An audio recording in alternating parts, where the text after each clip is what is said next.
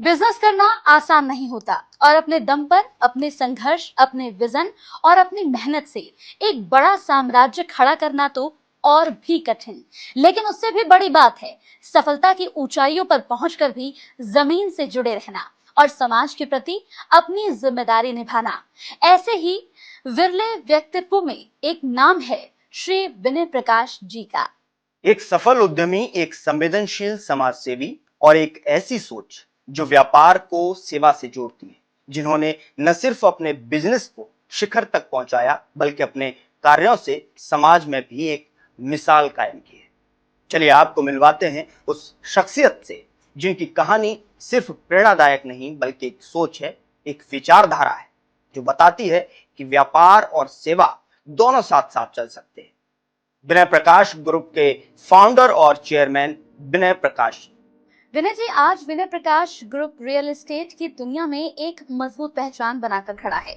देश के कई बड़े शहरों में आपके प्रोजेक्ट सफलतापूर्वक चल रहे हैं और अब आपका ग्रुप दुबई जैसे अंतर्राष्ट्रीय बाजार में भी अपनी मौजूदगी दर्ज करा रहा है।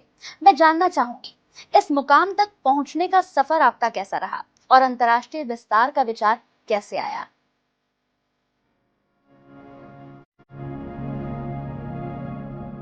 विनय प्रकाश ग्रुप ऑफ कंपनीज का विजन पूरा ऑल ओवर इंडिया है रियल एस्टेट से रिलेटेड। 1996 में मैंने कलकत्ता से शुरू किया था। उसके बाद रांची में हमारा अशोक विहार में हमने एक प्रोजेक्ट ऑलरेडी डिलीवर कर दिया। दूसरा प्रिस्टीन पैराडाइज हमारा टांके रोड में है, जो रांची का पॉस एरिया है। वो करीब करीब 1 ईयर में हम डिलीवर कर देंगे, जो कमर्शियल और रेसिडेंशियल दोनों है 1.75 एकर्स में। रिवर पैराडाइज हमारा 6.2 एकर्स में है। बोकारो हमने 35 एकड़ लैंड एक्वायर करके रखी थी। दिल्ली में हम लोगों ने ऑलरेडी लैंड परचेज किया है और बॉम्बे एक्सप्रेसवे पे भी फार्म हाउस के लिए हमने लैंड परचेज किया है, जिसको फार्म हाउस काट के हमारी कंपनी सेल करेगी। वाराणसी में भी एयरपोर्ट से 9 किलोमीटर के डिस्टेंस पे हमने जमीन एक्वायर किया हुआ है, जिसमें हम रियल एस्टेट डेवलप करेंगे। रांची एक्सप्रेस में हमने अभी 6 महीने पहले 35 एकड़ लैंड एक्वायर किया है। दुबई में भी हमने जो इन्वेस्टमेंट की है अभी 6 महीना पहले। तो ये जो हमारे कंपनी का जो विजन है वो ऑल ओवर इंडिया और अब्रॉड भी है, जो अब धीरे धीरे हम अब्रॉड की तरफ बढ़ रहे हैं। तो बाकी जगह काम चल रहे हैं, बाकी जगह ऑलरेडी प्लानिंग में है। तो ये रियल एस्टेट का हमारा विनय प्रकाश ग्रुप का प्लानिंग है। विनय जी, एक तरफ रियल एस्टेट तेजी से विकसित हो रहा है, लेकिन दूसरी तरफ जिस तरह से कंक्रीट के जंगल खड़े हो रहे हैं उससे पर्यावरण को काफी नुकसान पहुंच रहा है। आप क्या मानते हैं, क्या वाकई में विकास और पर्यावरण के बीच टकराव है? और अगर हाँ, तो आपने अपने प्रोजेक्ट्स में से इसका क्या समाधान या संतुलन निकाला है? ग्लोबल वार्मिंग को लेकर के इतने पूरे वर्ल्ड में चर्चा का विषय है और परेशानियां भी सामने आ ही रही हैं, लेकिन और मोदी जी का भी अभी 0 एमिशन सेमेंटी आ चुका है, लेकिन हम लोग तो 20 साल पहले से ही इसके बारे में ऑलरेडी वर्क कर रहे हैं कि जैसे प्लांटेशन लगाना। तो हमने प्लांटेशन लगाया, जैसे रांची से शुरू किया तो रांची, बोकारो, जयपुर, साथ ही साथ अब हम लोगों ने इसको एक मिशन की तरह विनय प्रकाश ग्रुप ऑफ कंपनीज लिया है। और जब कोई भी ओकेजन होता है तो हम लोग उसमें प्लांट डिस्ट्रीब्यूशन, प्लांट खुद लगाते भी हैं और डिस्ट्रीब्यूट भी करते हैं। जैसे छोटे छोटे हुआ हमारे जैसे होटल इंडस्ट्री है, तो हमारे वर्कर का जो बर्थडे होता है उसमें उस सेलिब्रेट करते हैं, तो उसमें उनको स्पेशली डोनेट करते हैं कि इसको ले जाओ और आप लगाओ।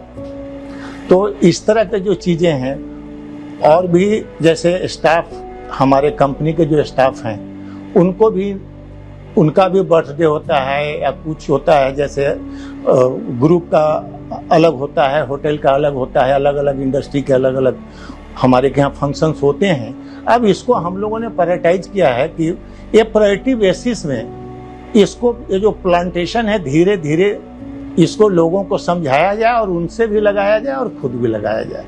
यही अभी हम लोगों का एम्बिशन चल रहा है इसको, कि धीरे धीरे करके जो मोदी जी का 0 एमिशन जो है वो उसमें हम लोग भी थोड़ा कंट्रीब्यूट कर सकें। विनय जी, आपने संघर्षों से सफलता तक का सफर तय किया है और ऐसे सफर में समाज के दुख दर्द को करीब से महसूस किया होगा।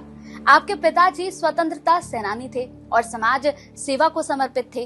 क्या बचपन से ही समाज के प्रति संवेदनशीलता और कुछ कर गुजरने की भावना आपके भीतर थी? क्या यही विरासत आज के विनय प्रकाश की बुनियाद बनी? चैरिटी करने के लिए विनायकम चैरिटेबल ट्रस्ट का गठन किया है। चैरिटी के लिए हमारे लाइफ में जब मैंने शुरू किया बिजनेस, उसके बाद से ही मेरे माइंड में आया कि चैरिटी होना चाहिए लोगों के साथ। तो हमने सोचा ये बड़े रूप में नहीं करके charity begins from home mind में रख के मैंने अपने सर्वेंट, हमारे यहाँ जितने स्टाफ हैं, छोटे स्टाफ हैं जो एक लिमिटेड सैलरी के तहत 15,000 16,000, तो उनके पोजीशन को देखते हुए हमने कहा बच्चों को सबसे पहले आप लोग पढ़ाओ ताकि इनका आने वाला जो जनरेशन है वो इस काम में इन्वॉल्व ना हो। और खास करके उनके लड़कियों को भी मैंने कहा इनको भी एकदम उसी तरह से पढ़ाओ जैसे आप लड़कों के बारे में जो हम लोगों के यहाँ जो सोच है कि लड़की को मत पढ़ाओ, लड़के हमारे एडुकेटेड होने चाहिए, हमने उसको चेंज करने का कोशिश किया, उनके माइंड में डाला और उनको कंप्लीटली सैलरी के अलावे हमने स्पॉन्सर्ड किया कि तुम्हारे बच्चों के पढ़ाने के खर्चे वो हमारे हैं, हमारी कंपनी बियर करेगी, ताकि उनके लड़के अगर पढ़ने वाले हैं तो किसी भी लेवल में जा सके। जैसे छोटी चीजें हमारे के यहाँ कुछ स्टाफ हैं, जैसे ड्राइवर्स हैं, वो 40 ईयर्स से, तो उनके बच्चे हैं, तो हमने कहा आपको ये सोचने की जरूरत नहीं है कि आपके बच्चे इंजीनियर नहीं बन सकते, आपके बच्चे आईएएस नहीं बन सकते। अगर उसमें वो टैलेंट है तो बन सकते हैं और उनको जो सपोर्ट चाहिए उसके लिए मैं दूंगा और वो मैं दे रहा हूँ, वो हमारे यहाँ चल रहा है। साइमल्टेनियसली इसी तरह से मुझे ये फील हुआ कि ये जो हमारे छोटे स्टाफ है लेवल के, इनको रिटायरमेंट के बाद अगर बच्चों ने सेटल नहीं हुआ तरीके से या बच्चों ने ध्यान नहीं दिया तो ऐसे सर्कमस्टांसेस में कहाँ जाएंगे। तो हमने डिसाइड किया कि इनको इंडिपेंडेंट हाउस इनको दिया जाए कि जो होल लाइफ कम से कम उसमें वो शांति से आफ्टर रिटायरमेंट भी रह सके। तो इसका हमारे यहाँ पॉलिसी है कि जो 25 साल तक जो हमारे यहाँ काम कर लिया है उनको हम फ्री एक घर देते हैं जिसमें 2 बेडरूम फ्लैट, ताकि उनका लाइफ आसानी से रिटायरमेंट के बाद भी जा सके। अब उनको हम लोग ये भी इनकरेज करते हैं कि भाई आपकी जो बेटियां हैं उसको आप काम पे भी लगाओ। हम थोड़ा छोटे जो लेवल में ड्राइवर्स और भी जो 4th ग्रेड एम्प्लॉय होते हैं उनका मेंटल लेवल ये नहीं होता है कि हमारी बेटी कैसे काम करेगी, तो हम एजुकेट भी करते हैं इस हिसाब से कि उनको आप काम पे लगाओ। और आज हमारे स्टाफ के बच्चों को मैं देख रहा हूँ कि जो हमारे सामने पैदा हुए, बड़े हुए, पढ़े लिखे और वो आज बैंक में काम कर रहे हैं, किसी ऑफिस में काम कर रहे हैं, कंप्यूटर का ट्रेनिंग दिलवाते हैं तो कंप्यूटर के हिसाब से काम कर रहे हैं। जैसे हमारा होटल, तो हमने ये कोविड आया तो हमने खाना का डिस्ट्रीब्यूशन, खाना लोगों को अपने लेवल से बना के डिस्ट्रीब्यूट कराना चालू किया। एडमिनिस्ट्रेशन से भी हमने कंसल्ट किया उस पीरियड में कि भाई कहाँ कहाँ अगर आप, चूंकि उस समय बहुत फ्रीडम नहीं था मूवमेंट का, तो हमने एडमिनिस्ट्रेशन डीसी रांची से भी हमने कांटेक्ट किया, बोला कहाँ कहाँ हम लोग कर सकते हैं, तो हम लोगों ने किया।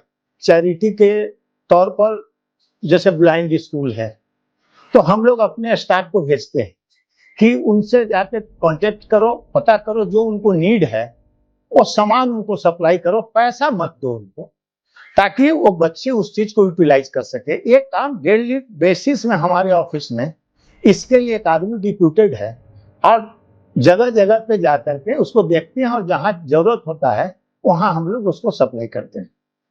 तो हमारे आज के विशेष अतिथि थे प्रकाश ग्रुप के सीएमडी श्री विनय प्रकाश जी। इनकी कहानी सिर्फ सफलता की नहीं बल्कि संघर्ष, जिम्मेदारी और समाज के प्रति संवेदना की मिसाल है।